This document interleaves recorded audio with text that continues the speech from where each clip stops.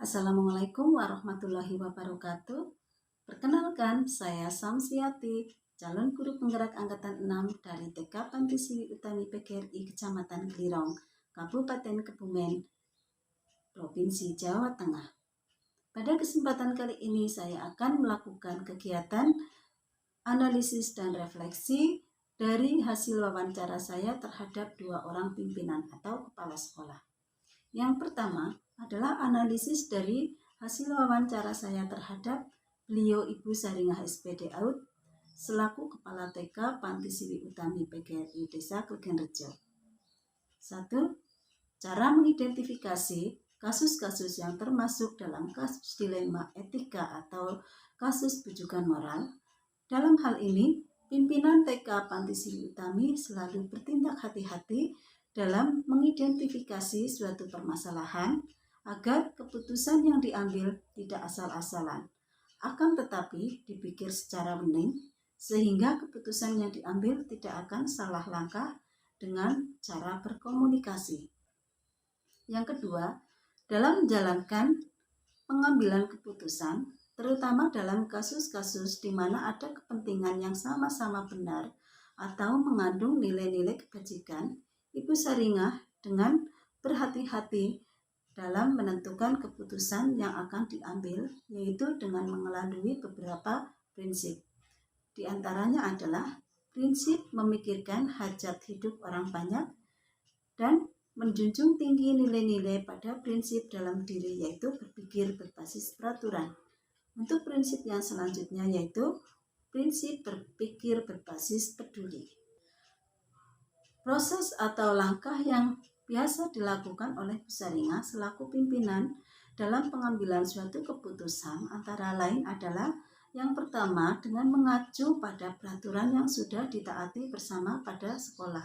Kemudian dengan menghubungkan kode etik. Apakah ada kasus yang terdapat pelanggaran hukum atau tidak. Dan kemudian dengan berkomunikasi langsung dengan orang-orang yang memiliki masalah tersebut. Yang keempat, hal-hal yang dianggap efektif dalam pengambilan keputusan pada kasus dilema etika, yaitu harus mampu mengenali nilai-nilai yang bertentangan pada kasus tersebut. Kemudian harus mengetahui pihak-pihak mana saja yang terlibat. Dan kemudian mengumpulkan fakta-fakta yang relevan dengan permasalahan. Dan selanjutnya melalui dengan pengujian paradigma benar atau salah. Yang kelima, yang menjadi tantangan dalam pengambilan keputusan pada kasus dilema etika antara lain yaitu ketika menghadapi kasus individu, karena dalam menghadapi kasus tersebut harus betul-betul bertindak secara adil. 6. Dalam menyelesaikan kasus dilema etika, Bu Saringah tidak pernah menjadwalkan ketika ada kasus. Ketika ada kasus tidak harus langsung diselesaikan karena butuh pemikiran yang bening dan berhati-hati. Dan juga tergantung dari besar kecilnya kasus yang dihadapi.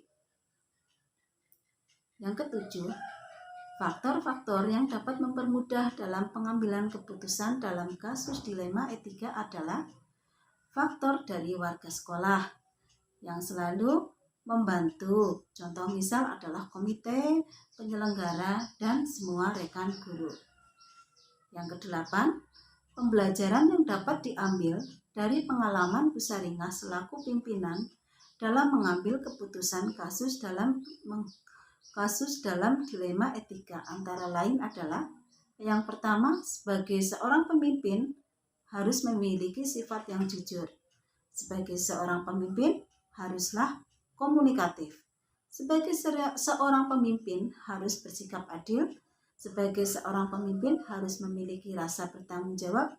Dan sebagai seorang pemimpin harus memiliki rasa percaya diri yang tinggi.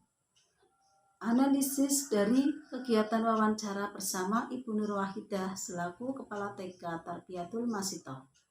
1. Dalam mengidentifikasi kasus-kasus yang merupakan dilema etika atau bujukan moral, yaitu beliau Bu Nur Wahidah harus bertindak secara hati-hati dengan mendengarkan sumber informasi yang valid dan terpercaya. Untuk mengetahui kasus itu masuk dalam dilema etika atau bujukan moral adalah beliau melihat dari kasus di mana kasus tersebut adalah sama-sama benar, dan untuk kasus bujukan moral adalah adanya kasus benar melawan salah. Dalam menjalankan pengambilan keputusan, terutama untuk kasus-kasus di mana ada kepentingan yang sama-sama benar atau mengandung nilai-nilai kebajikan, pimpinan sekolah TK Tarbiyatul Masitoh yaitu dengan cara menggunakan tim dari sekolah, warga sekitar, dan tim pemangku kepentingan untuk bermusyawarah sehingga bisa mengambil keputusan yang bagus dan bisa menyelesaikan permasalahan secara adil.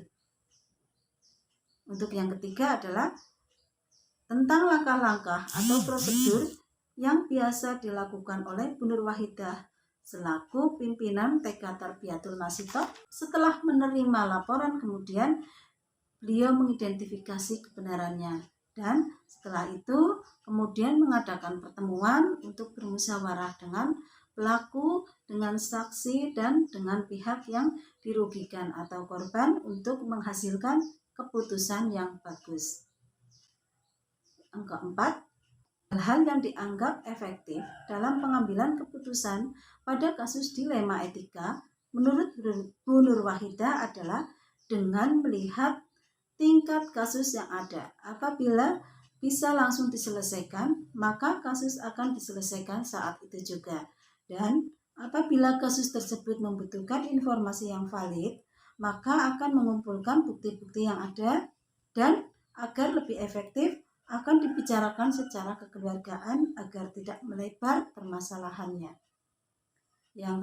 Yang kelima, yang menjadi tantangan dalam pengambilan keputusan pada kasus dilema etika antara lain adalah pelaku dan dari para korban yang terkadang merasa tidak adil dengan keputusan yang sudah diambil, dan adanya pihak yang mengupload di sosial media terkait dengan permasalahan yang terjadi.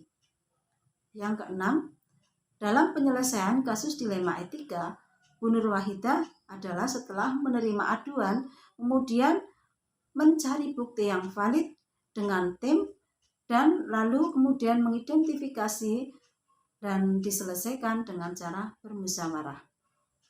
Yang ketujuh, faktor-faktor yang mempermudah dalam pengambilan keputusan pada kasus dilema etika adalah faktor dari guru yang sangat kompak, kemudian dari komite sekolah, kepala desa atau stakeholder, dan masyarakat. Yang kedelapan, pembelajaran yang dapat dipetik dari pengalaman Bu Nur Wahidah selaku pimpinan dalam mengambil keputusan dilema etika antara lain adalah sebagai insan pendidikan atau pelayanan pendidikan anak usia dini adalah kita harus bersama-sama memberikan pelayanan yang terbaik kepada semua warga sekolah agar tidak terjadi kasus dilema etika ataupun kasus bujukan moral. Dengan memberikan pelayanan terbaik atau best service atau pelayanan kepada anak didik yang semaksimal mungkin. Refleksi hasil wawancara dari kedua pimpinan. 1.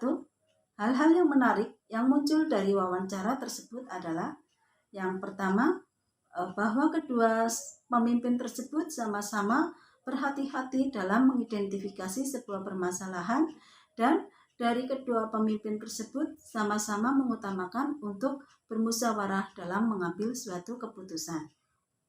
Persamaan yang lain yaitu kedua pemimpin tersebut mampu menjalankan kerjasama antara warga sekolah. Untuk hal-hal yang masih mengganjal dari kegiatan wawancara ini adalah bahwa kedua pemimpin sekolah tersebut belum sepenuhnya menggunakan 9 langkah pengujian dalam pengambilan keputusan.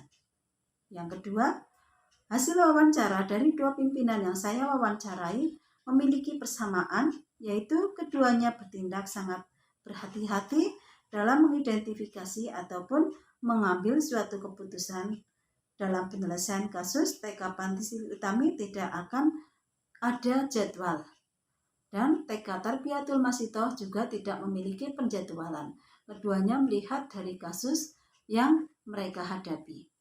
Yang ketiga, rencana ke depan dari kedua pimpinan sekolah dalam menjalani pengambilan keputusan yang mengandung unsur dilema etika adalah keduanya nantinya akan bersama-sama menggunakan 9 langkah pengujian keputusan agar mampu membuat sebuah keputusan yang benar-benar adil dan tidak merugikan satu sama lain. Yang keempat, saya akan menerapkan pengambilan keputusan dilema etika pada lingkungan saya, murid-murid saya, dan kepada rekan guru saya dengan memahami 4 paradigma, 3 prinsip, dan 9 langkah pengujian sesuai dengan yang saya dapatkan dari hasil belajar saya pada modul 3.1. Dan saya akan secepatnya melakukan hal tersebut apabila saya mengalami permasalahan itu. Demikian hasil analisis dan refleksi dari saya. Wassalamualaikum warahmatullahi wabarakatuh.